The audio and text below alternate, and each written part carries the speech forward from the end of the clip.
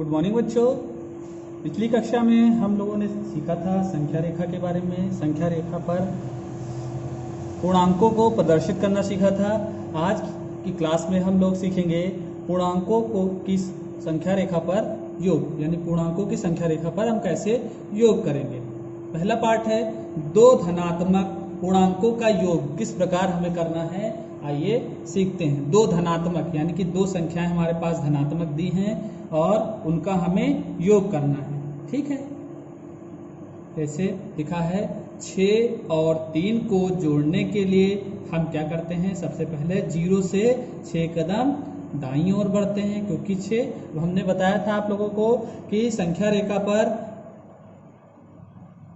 दाएं तरफ क्या होती हैं, सारी पॉजिटिव नंबर या धनात्मक संख्याएं। ठीक है, और बाएं तरफ जितनी संख्याएं होती हैं वो सारे निगेटिव नंबर या ऋणात्मक संख्याएं। अब हमको 6 और 3 को जोड़ना है ना, 6 और 3 को संख्या रेखा पर।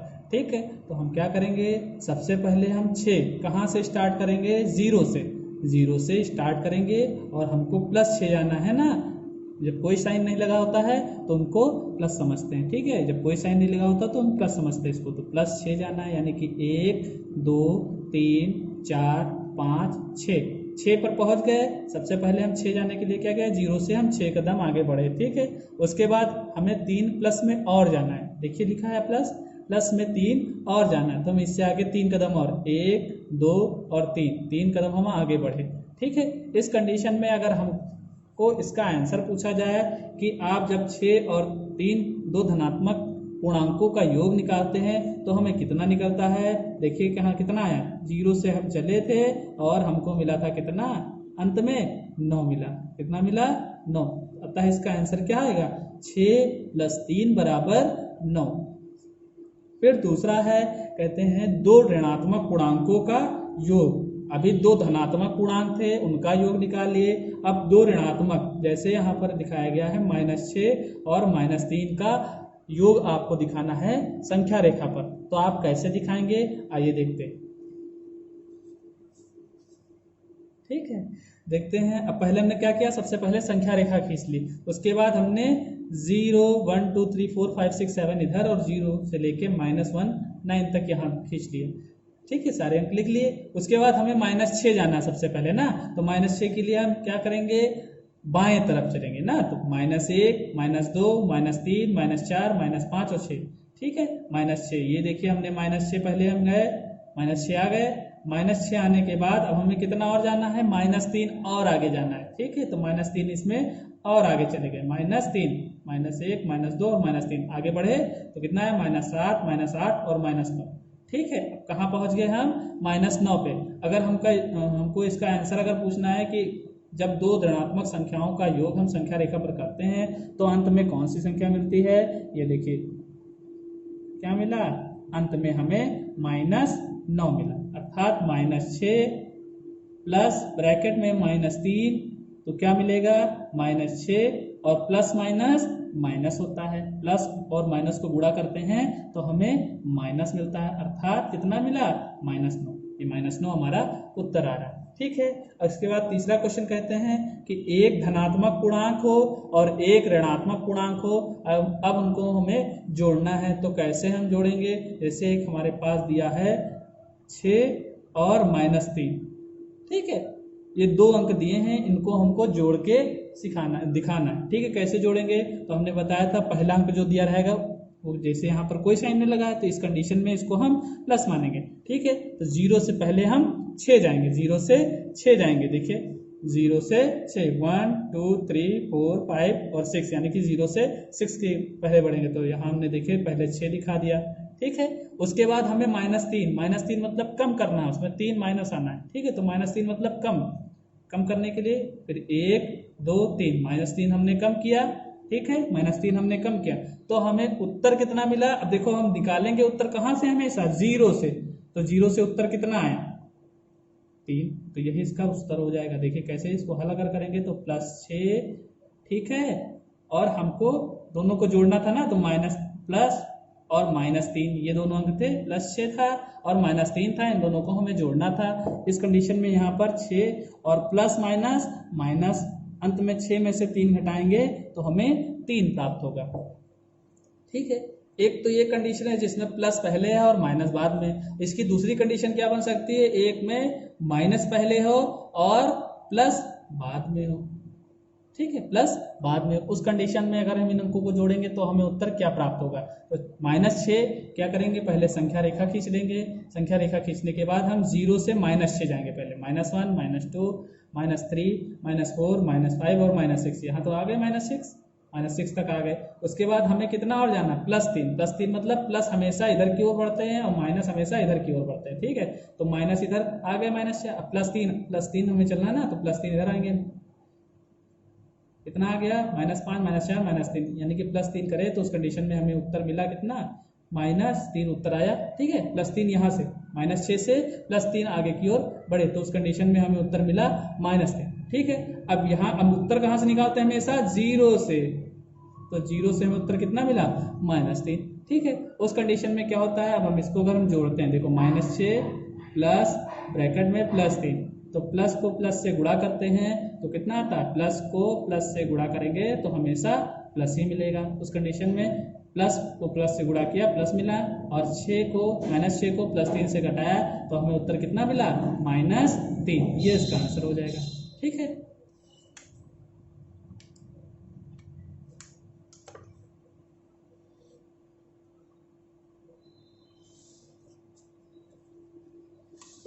यहाँ पर याद रखने बातें क्या हैं, दो धनात्मक पूर्णांकों का योग एक धनात्मक पूर्णांक होता है। दो धनात्मक अगर हमने पहली कंडीशन में निकाला था, क्या निकाला था, दो धनात्मक संख्याएं ली थी और उनका योग निकाला था, यानी दो धनात्मक पूर्णांक लिए थे और उनका योग निकाला था। उस कंडीशन में जैसे हम +6 और +3 इनका योग निकालेंगे तो हमें कितना मिलेगा, +9। ठीक है, उसी तरह दो ऋणात्मक पूर्णांकों का योग हमेशा एक क्या होता है, एक ऋणात्मक पूर्णांक -5 और -3 का हम योग निकालेंगे, -5 और -3 का, तो -5 प्लस -3, इस कंडीशन में क्या आएगा, -5 -3 अर्थात -8, यानी कि जो हमारा योग निकलेगा वो भी ऋणात्मक ही निकलेगा। ठीक है, अब यहाँ पर बिना संख्या रेखा के हम पूर्णांकों को जोड़ना सीखेंगे, हम बिना संख्या रेखा के। तो वहाँ था, इसमें थोड़ा सा मैंने बता दिया था, अब यहाँ पूर्ण रूप से सीखेंगे कि दो अगर हमारे पास अंक हैं तो हम कैसे उनको जोड़ेंगे।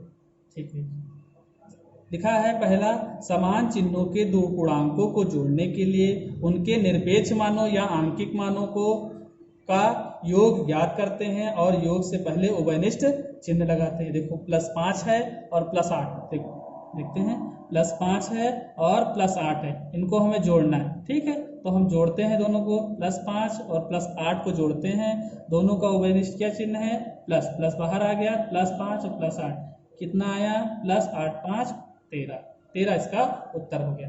ठीक है, अब दूसरी कंडीशन -5 और -8 को आपको जोड़ना है। ठीक है, तो -5 और -8 को जोड़ने के लिए हम क्या करेंगे, प्लस का चिन्ह लगा दिए। अब देखिए क्या करेंगे, दोनों में माइनस कॉमन है ना, दो यहाँ पर भी माइनस है, इसके साथ भी माइनस है, तो हम क्या करेंगे, इसमें से माइनस हम कॉमन ले लेंगे, तो हमारे पास प्लस का 5 बचेगा और यहाँ प्लस का 8 बचेगा। माइनस माइनस तो हमने बाहर निकाल लिया, माइनस बाहर आ गया। ठीक है, इस कंडीशन में फिर जोड़ेंगे 5 में 8 जोड़ेंगे, कितना आएगा, 5 8 13। ठीक है, ये -13 हो गया, ये इसका आंसर हो गया। दो असमान चिन्ह वाले अगर पूर्णांक होंगे तो उनको जोड़ने के लिए क्या करते हैं, आइए देखते हैं। दो असमान चिन्ह जैसे -5 और +8 इनको जोड़ना है, इन दोनों को जोड़ना है, तो उस कंडीशन में हम क्या करते हैं,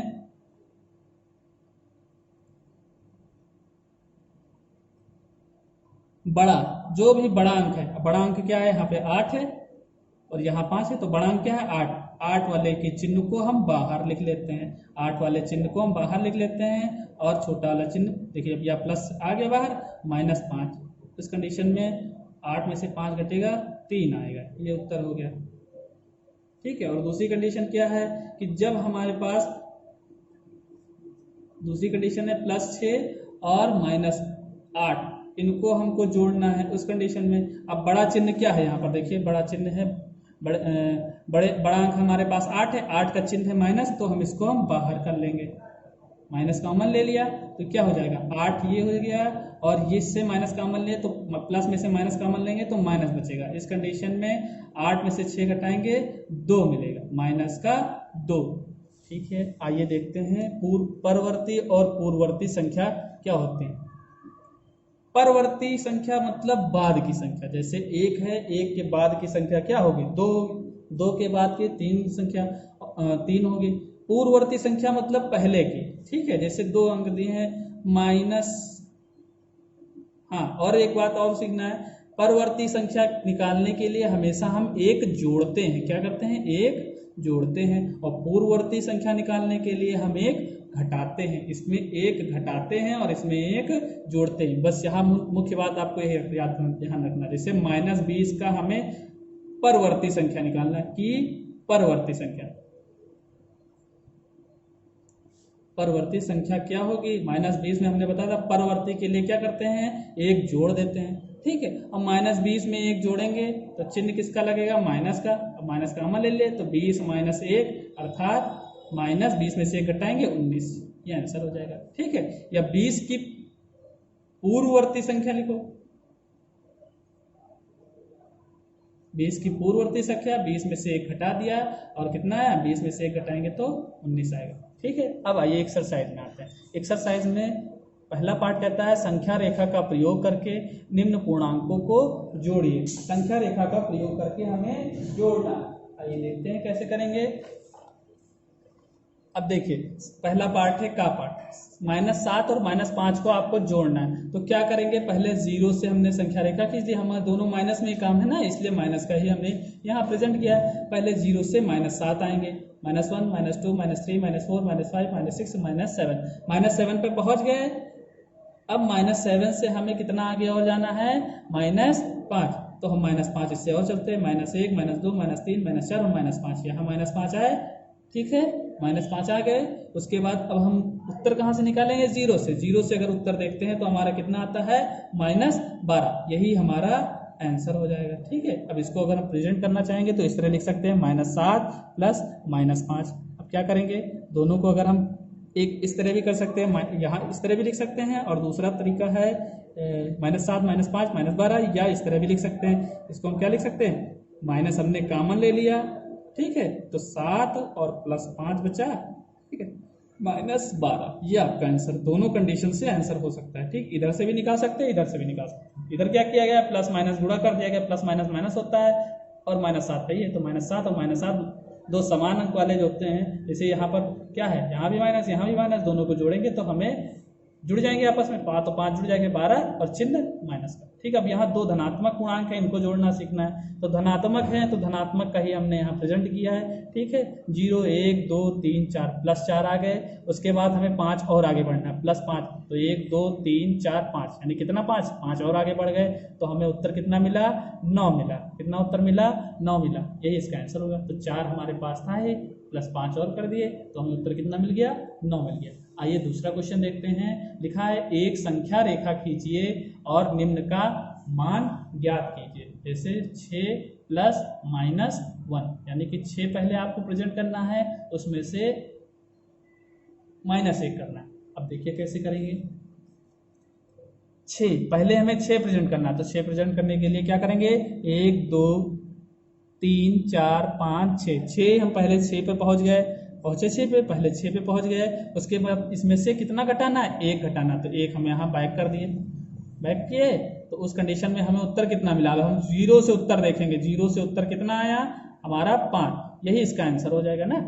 6 में से 1 घटाना, तो हम क्या लिख सकते हैं, एक तो इस तरह कर सकते हैं, एक दूसरा इस तरह कर सकते हैं, यहाँ की माइनस कॉमन नहीं, यही ठीक है, यही कर सकते हैं। ठीक है, 6 प्लस माइनस कितना हो जाएगा माइनस हो जाएगा, और इस कंडीशन में हमें कितना मिलेगा, 6 में से 1 घटाएंगे 5 मिलेगा। इसी का दूसरा पार्ट है गा पार्ट, इसी का दूसरा पार्ट है गा पार्ट। अब ये कि यहाँ -7 और -2 को जोड़ना है, तो -7 और -2 को जोड़ेंगे तो क्या प्राप्त होगा। देखिए 0 से पहले -7 आएंगे, तो 0 से पहले -7 -1 -2 -3 -4 -5 -6 -7। ठीक है, -7 पे पहुंच गए।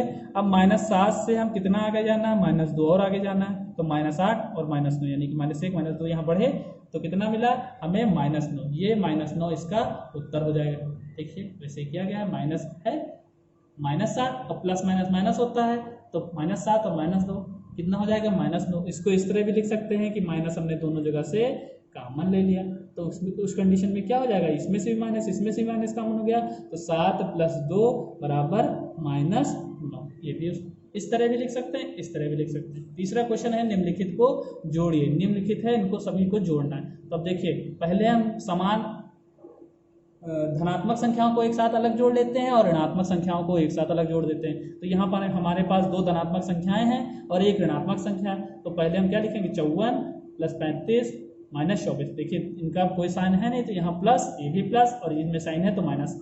अब क्या किए, 54 को हम क्या लिख सकते हैं, 54 और 35 जोड़ दिया तो 4 और 5 9 और 5 और 3 8, 89 आ गया। किसका आएगा, प्लस का, और प्लस माइनस ये माइनस हो गया, -24 हमने लिख दिया।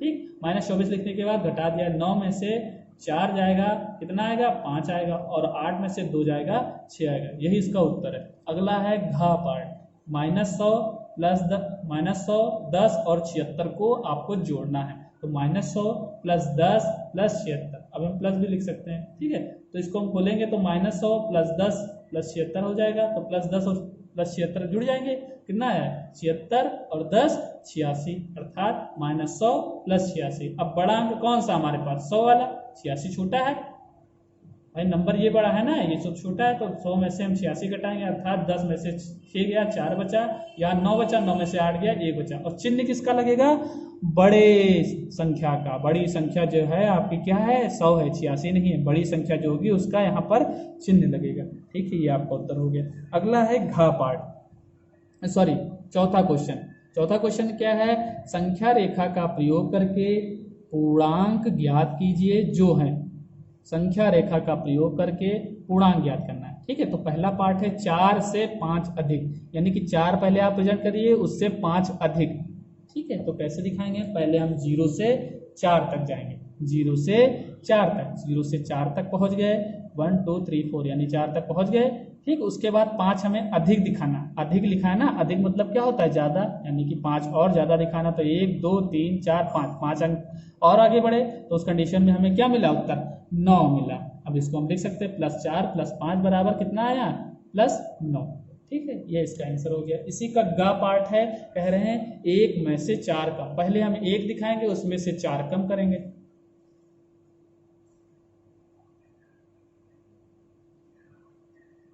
अब देखिए हमने संख्या रेखा खींच ली, 0 से पहले हम 1 पे गए, अब 1 में से 4 कम करना है, यानी 4 और घटाना है। तो 1 में से 4 कम करेंगे, तो 1 में से 1 2 3 4 कम हो गए, पीछे की ओर बढ़े, कम करना तो पीछे की ओर, यानी कि बाएं साइड में आपको चलना है। तो उस कंडीशन में हमें क्या मिला, देखो 1 पहले मिल गया था, 1 ही हमें को मिल गया, 1 से 4 पीछे गए, तो 1 2 3 4, 4 कम हो गया। 4 कम होने पे हमें उत्तर कितना मिला, -3, यानी कि प्लस का 1 था हमारे पास, इसमें से 4 हमने कम किया, उस कंडीशन में कितना आएगा, -3। 4 में से 1 घट गया, 3 बचा, और चिन्ह किसका लगेगा, बड़े अंक का। बड़ा अंक क्या है, यहाँ 4 है इसका, इसलिए यहाँ पर माइनस का अंक, 4 के आगे माइनस लगा, इसलिए यहाँ पर माइनस लगेगा। ठीक है, उसके बाद 5वां पार्ट है योगफल ज्ञात कीजिए। योगफल कैसे ज्ञात करेंगे, अब देखिए ध्यान से, इसको समझना है, कंफ्यूज नहीं होना है। क्या लिखा है, 52 प्लस ब्रैकेट में -7 प्लस -35 प्लस -9। अब हम क्या करेंगे, ब्रैकेट खोल देंगे सारे, ये ब्रैकेट है ना, ये ब्रैकेट इनको हटा देंगे, हटाएंगे तो क्या होगा देखते हैं। 52 तो 52 सेम रहेगा, प्लस और माइनस को गुणा करेंगे, plus minus minus, plus minus minus, और प्लस माइनस माइनस हो गया। ठीक है, अब देखेंगे ये सारे माइनस वाले अंक, यानी जितनी भी संख्या लिखी है, ये और ये तीनों क्या है, माइनस में। इस कंडीशन में क्या करेंगे, इन तीनों से हम माइनस बाहर निकाल लेंगे। तो माइनस बाहर निकालेंगे तो ये प्लस, ये भी प्लस, ये भी प्लस। इस कंडीशन में देखो माइनस बाहर निकाल लिया गया है, और 7 + 35 + 9। ठीक, 7 35 और 9 को जोड़ेंगे, 7 5 12, 12 और 9 21, हासिल 2। ठीक है, 12 9 21, हासिल 2, और 2 3 5 51 आ गया। ठीक है, 52 में से 51 घटाएंगे, अर्थात 2 में से 1 घटेगा, 1 आ जाएगा, 5 में से 5 0। तो हमारा उत्तर जो आएगा वो +1 आएगा। ठीक, क्योंकि बड़ी संख्या है 52, इस कंडीशन में यहाँ पर +1 आंसर हो जाएगा।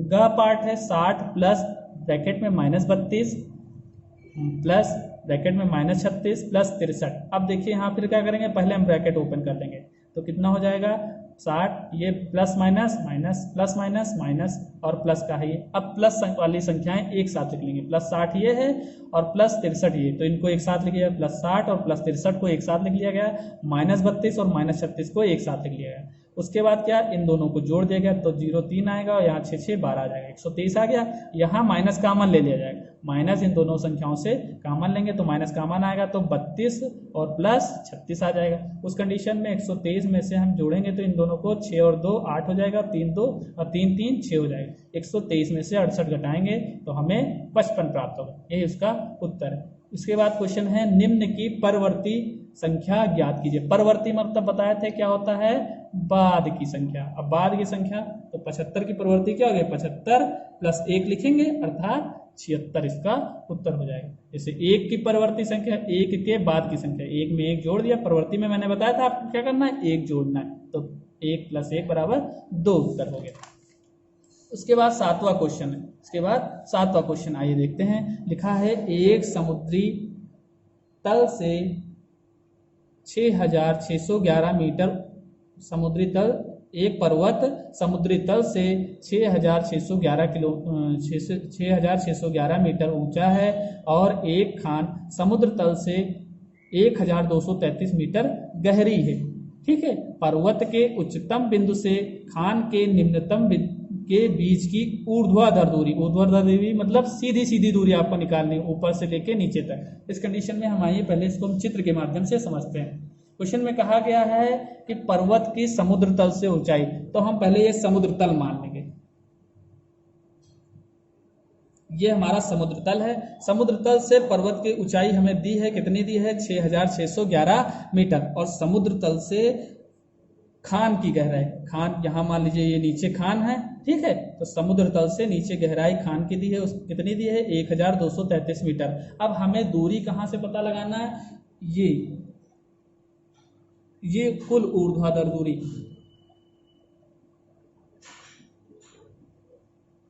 यहां तक, ठीक है, यहां से यहां तक की दूरी हमें ये पता लगानी। क्यों बोला गया है क्वेश्चन में कि समुद्र के पर्वत की चोटी से लेके खान के मतलब खान का जहां है खान पर तक की दूरी हमें ज्ञात करनी, ऊर्ध्वाधर दूरी। तो उस कंडीशन में आप देखिए, अब समुद्र तल से ऊपर जाएंगे तो प्लस होगा और नीचे जाएंगे तो माइनस होगा, ये भी समझना है यहाँ पर। जैसे हम संख्या रेखा पढ़ते हैं, इसमें इधर ये x डायरेक्शन होती है और इधर होती है x डैश, इधर y डायरेक्शन होती है और इधर y डैश।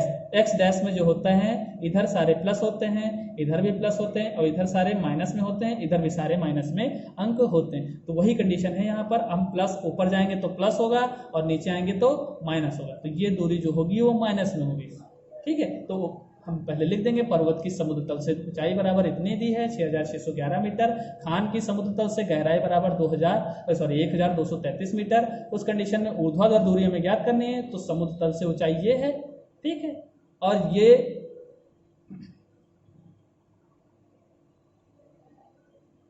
हाँ, और ये दूरी देखिए, अब ये 1233 मीटर ये किधर है, नीचे की ओर है।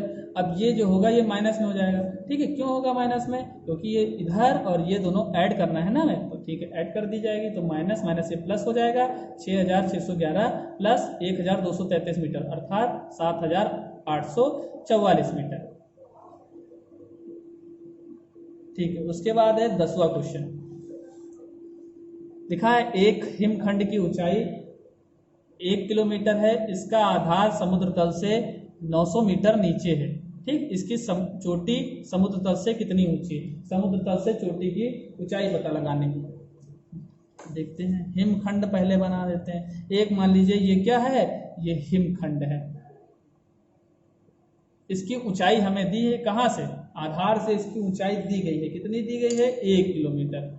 इसको हम 1 किलोमीटर को मीटर में चेंज कर लेंगे तो 1 किलोमीटर बराबर 1000 मीटर। अब देखिए पहले चित्र समझ लेते हैं, इतना तो हो गया, ठीक है। अब ये है हिमखंड, इसका कुछ भाग समुद्र में डूबा हुआ है और कुछ भाग ऊपर निकला हुआ है, ठीक है। जो भाग डूबा हुआ है उसकी समुद्र तल से गहराई या ऊंचाई गहराई दी है कितनी, 900 मीटर, ठीक है, और पूरे हिमखंड की लंबाई दी है कितनी, 1 किलोमीटर या 1000 मीटर। अब हमको पता लगाना है कि कितना भाग हमारा जो है समुद्र तल से ऊपर है, या चोटी जो है क्या बोला गया है, इसकी चोटी समुद्र तल से कितनी ऊंची, तो ये समुद्र तल है हमारा, ठीक, इससे कितनी ऊंची है इसकी चोटी, ठीक, ये पॉइंट यहाँ से यहाँ तक की दूरी हमें ज्ञात करनी, ये दूरी हमें ज्ञात करनी। इस कंडीशन में हम क्या लिखेंगे, चूंकि आधार तल से,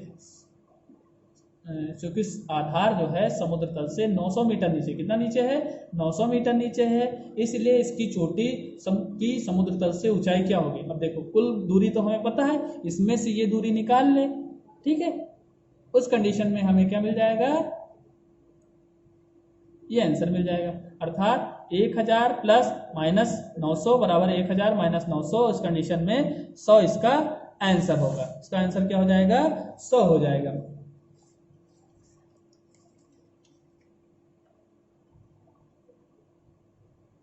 हाँ, अब आइए चले आगे हम होमवर्क देखते हैं। ये हो गया आपका। अब होमवर्क आपको क्या क्या करना है, ध्यानपूर्वक समझिएगा। होमवर्क में पहला पार्ट, पहले क्वेश्चन में मैंने का और घा आपको बता दिया है, खा और गा आपको करना है। क्वेश्चन नंबर 2 में का और गा आपको बता दिया गया है, खा और घा करना है। क्वेश्चन नंबर 3 में का और घा बता दिया गया है, खा और गा आपको करना है। क्वेश्चन नंबर 4 में का और गा बता दिया गया है, खा और घा आपको करना है। क्वेश्चन नंबर 5 में आपको खा और गा बता दिया गया है, आपको का और घा करना है। क्वेश्चन नंबर 6 में आपको का बता दिया गया है और घा बता दिया गया है, आपको खा और गा करना है। क्वेश्चन नंबर 7 आपको बता दिया गया, 8 आपको करना है।